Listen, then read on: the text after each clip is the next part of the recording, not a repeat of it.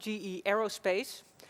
In his presentation, he will present how they are working on making the future more sustainable, and also the role of the engines. There are challenges, we are aware of that, but Thomas will also tell us what is needed to be done to move forward. So give a big applause for Thomas Ripplinger.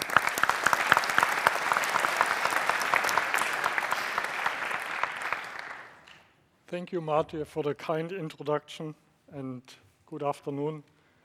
Can we turn these lights out? Because I cannot see the audience.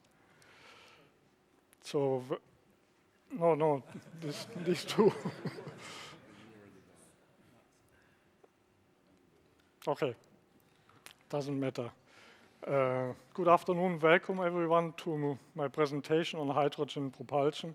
I'm really excited to be at the VSV Symposium and be honored to give this presentation on how GE is pushing the hydrogen propulsion for commercial aviation. So why are we looking at hydrogen propulsion? So the answer is easy. So the aviation industry, and there was a question around this direction before, the aviation industry has signed up for decarbonization. That means a CO2 net zero goal by 2050. And if you look at the chart, it shows the global CO2 emissions of the global aviation over the years between 1990 and 2050. And what you can see is the upper black line is the reference curve. This would have been the emissions if the aviation industry would not have introduced advanced technologies over the last 30 years. Luckily, the aviation industry did it, and we are now at the lower left end of the colored shapes. But if we continue now without any additional technology advancements, we would end up at the upper end of the dark blue curve on the black line. So that's far away from a net zero goal. And even with technology improvements, with traffic management optimization, with the use of alternative fuels as we can do it today at a blend ratio of 50%, we will not reach the net zero CO2 goals. So therefore we have to introduce we have to use 100% alternative fuels, and one of these fuels has to be hydrogen. And this brings the biggest step towards our goal of a net zero CO2 emission. But even then, you see, we still need carbon offsets to reach this net zero goal. So which types of hydrogen propulsion systems we are looking at? So there are, in general, two main configurations. Of course, there are also combinations on the market, but I'm concentrating on these two main configurations. On the left side, you see a hydrogen fuel cell propulsion taken from a website from our friends at Airbus. And on the right side, you see the direct hydrogen combustion engine, and you see a representation of the hydrogen flame in the combustors, since we are planning to use 100% hydrogen as a fuel. So both technologies have advantages, disadvantages, but also limitations. So if we start on the left side with the hydrogen fuel cell propulsion, the advantages are certainly the high efficiency of about 50 or even more percent. But the disadvantages, and also that we have no nitrogen oxides in the exhaust. So those are the two advantages. On the disadvantages, we have a relatively low power density, and also the overall power is limited to currently a couple hundred kilowatts, or in future the aviation industry is working on a megawatt class fuel cell, which is still fairly small compared to today's engine power levels. If you look at the direct hydrogen combustion engine, There, the advantages are the relatively high power density, the high overall power we can achieve. That means we can drive larger aircrafts. On the disadvantages side, we still have the potential to produce nitrogen oxides, and also the efficiency is smaller when you compare it to the hydrogen fuel cell.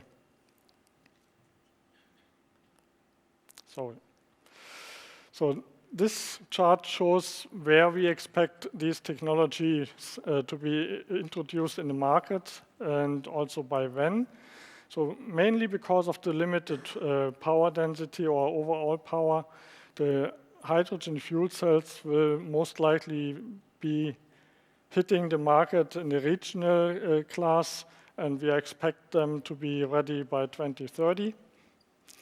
The direct hydrogen combustion engines we are expecting in the upper regional class and the short and medium haul range, and there we expect the engines to be available by 2035 to 2040, the earliest. We should also mention that on the lower end of the market size for commuter aircrafts, for instance, since we have seen many advances in the battery technology in the past, there we are seeing direct electric propulsion as a solution. And at the upper end, where on long range, large aircrafts, where the fuel which we need to do the mission is simply too high, we are seeing the sustainable aviation fuels as the solution for the future. So in summary, GE Aerospace is seeing a CO2 emission reduction potential of up to 50% by introducing hydrogen-powered aviation to the regional and short and medium haul range market. However, we would not achieve this by only introducing hydrogen as a fuel. We also need to keep working on advanced technologies in order to improve the SFC, the specific fuel consumption, which at the end decides how much fuel we have to take on the journey. So this slide shows some of the technical challenges which we have to work on by introducing hydrogen in a direct hydrogen combustion engine. On the left side, you see technology challenges. On the right side, you see new hardware which we would need if we convert an existing engine to a hydrogen engine. If we start on the left side, so the first challenges are originating from the hydrogen interaction with the environment. So in general, you can expect higher NOx emissions from hydrogen propulsion if you don't do it right. That means if you let high temperatures occur in your combustion chamber. In addition, because of the higher water content of the exhaust, there is a potential for higher contrails, although since we have no soot particles in the exhaust, and soot particles are known to be the nucleation source for the ice crystals which are forming the contrails, we actually expect that we might have less contrails, and you will see later on that we are planning together with Airbus and Safran to fly a demonstrator to answer this question. Then on the last environmental challenge, we have to use special materials to avoid hydrogen embrittlement in the fuel system. But these challenges are not the only ones. The next block you see that we have an impact not by the hydrogen itself, but by removing the jet A1 to the engine. Because currently the jet A1 is used to change the variable guide vanes of the compressors. And if we don't have jet A1 anymore, we have to use design and use a hydraulic architecture which operates our compressor variable guide vanes. And at the same time, we are also using jet A1 to cool the engine oil and also the generator oil. If we don't have jet A1, we have to design new cooling systems for the engine oil and the generator oil. And finally, we also have to install special fire detection and fire suppression systems in order to assure a safe flight under every circumstances, even at a hydrogen leak or at a hydrogen fire. And then last but not least, on the technology challenges side, we have what we call fuel dynamic challenges, which originate from the phase change in the fuel system. So we are storing the hydrogen in liquid state in the tank, and we are burning it in gaseous state in the combustor. And this means that we will have a phase change in the fuel control system. And with this complex fuel control system, we also have to avoid flashback and auto ignition in order to not damage fuel nozzle hardware.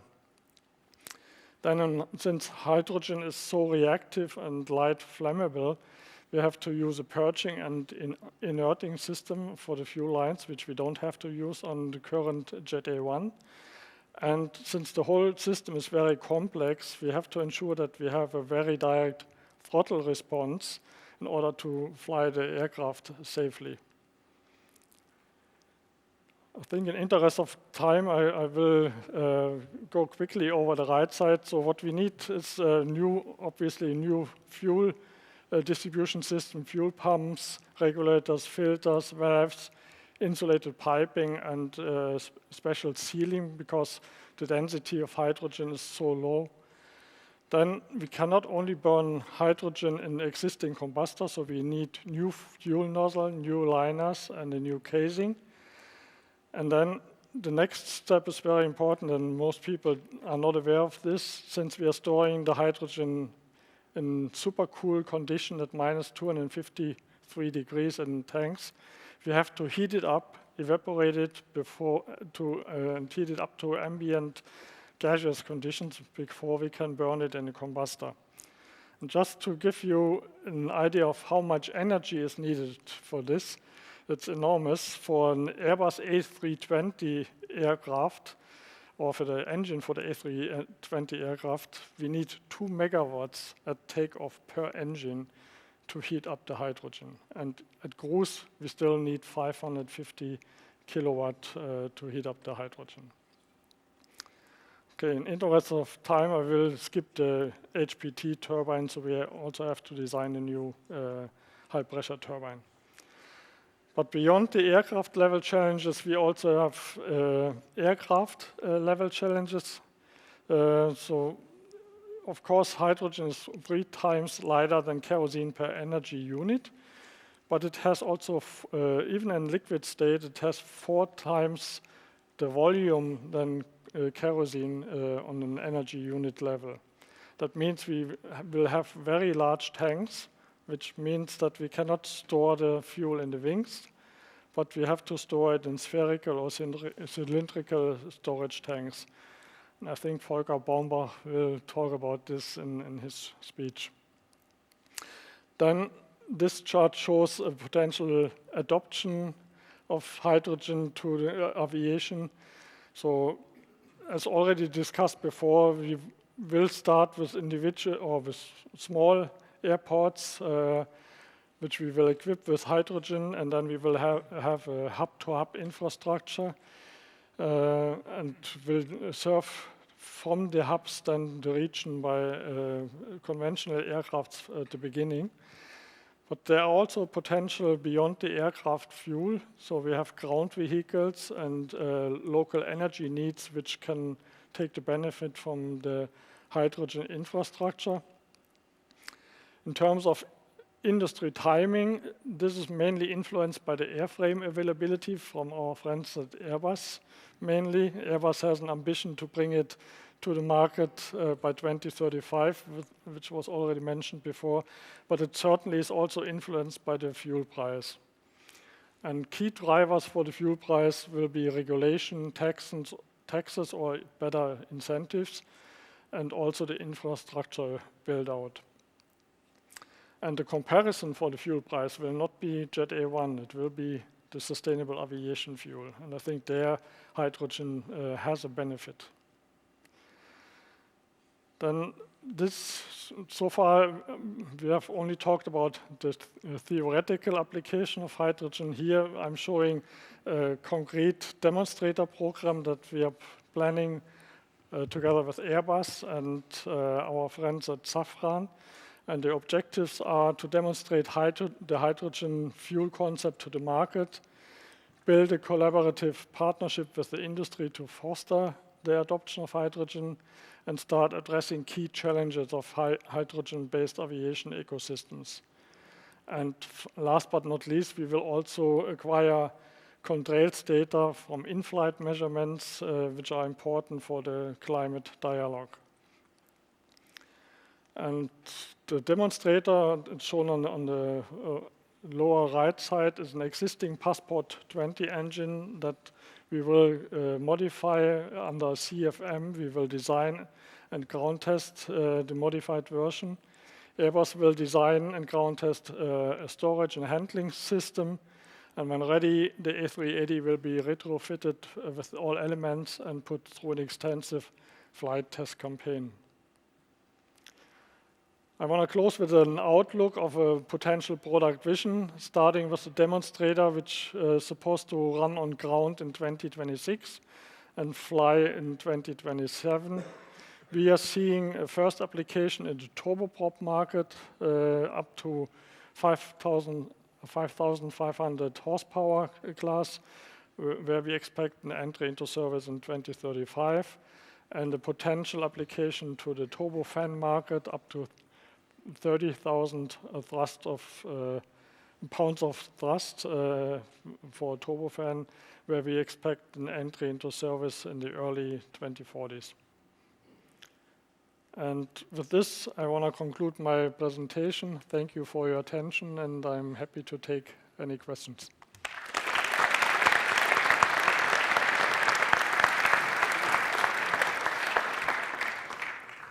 Thomas, thank you for your interesting presentations. Is there anyone who has a question? Yes, there is.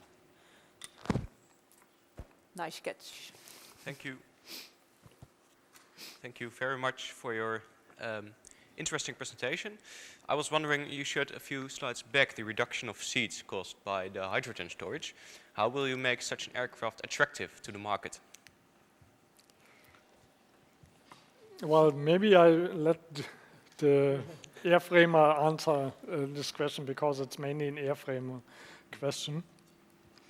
I think there are concepts already proposed which go beyond the tube and wing concept, but certainly for the first start, the industries will stick to the tube and wing concept and just will use some of the space for the tanks and lose some of the seats. However, as I mentioned, the takeoff weight will be smaller, so maybe this can be used to optimize also the tube and wing aircraft so that the passenger amount will be the same. I have a word on it. I mean, it is to look. It's not that far, is it?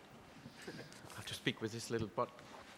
So I think it's not that easy, because you can design an aircraft for a market, and the market needs to use the aircraft. And it goes back to the question, how the society is going to impact this. You have to buy the tickets. Simply as that. If you don't buy the tickets, and you can choose whether you fly a hydrogen aircraft, or if you fly a SAF aircraft, or whether you fly a Boeing 787, or you fly a 350, it's your decision. You make it. So it's not, we have to integrate the technology, sure, but there are physical boundary conditions. And this is what we have to respect. We can't cheat the physics.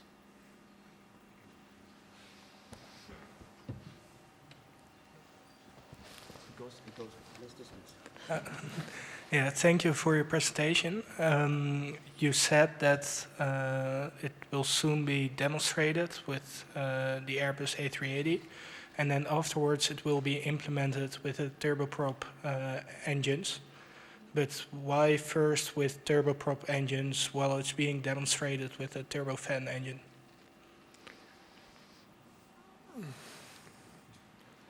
I think the decision on whether it will be first used on a turboprop is not yet taken. Here again, I think the drive needs to come from the airframer, because the airframer sets the aircraft to the market.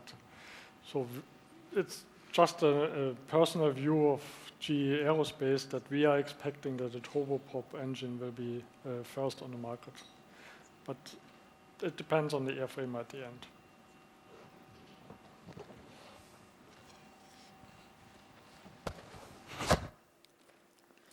Thank you for the presentation. I had a question about the green hydrogen, because of course, if you want to use hydrogen, it would be best that it's produced in a green way. Are the resources for that already fully available? Are there limitations if you want to use hydrogen and make it green? Or? Well, the European Union has a very concrete plan on producing green hydrogen. And all what I've shown on the first slide with the reduction methods, of course, make only sense if we use green hydrogen. So we cannot use gray hydrogen, for instance. So the European Union has plans in place to install electrolyzers by 2030 in the order of 40 to 80 gigawatts, and by 2050 of 500 gigawatts. And many of them will be used to produce hydrogen for aviation. Not only for aviation, but also for aviation. And the hydrogen backbone, which is the pipeline network across Europe, is supposed to be ready by 2030. So we will have green hydrogen to fly. I think it's more the question on how quick are we getting the hydrogen to the airports. Yeah. Okay, thank you.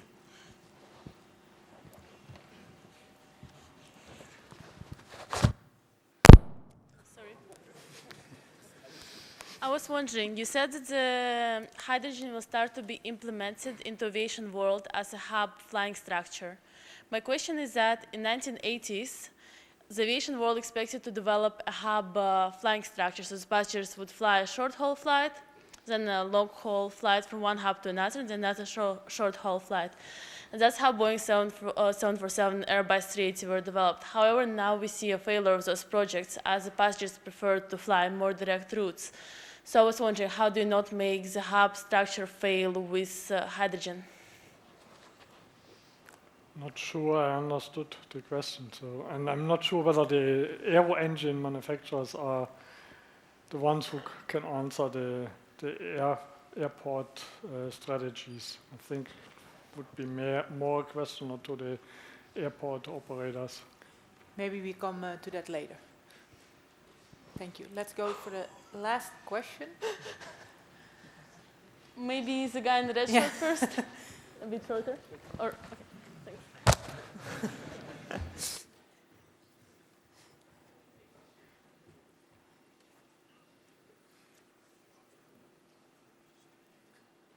For me?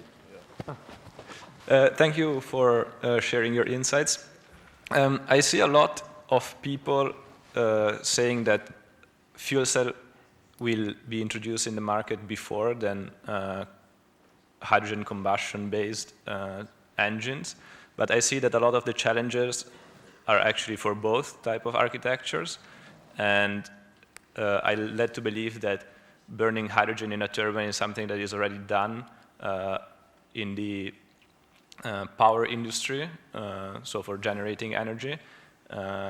And we have never had fuel cell flying before, whether the concept of a turbofan engine has been flying for many, many decades. So what can you say is the key differentiator between the two technologies that will lead hydrogen combustion to take so much more time to get to market?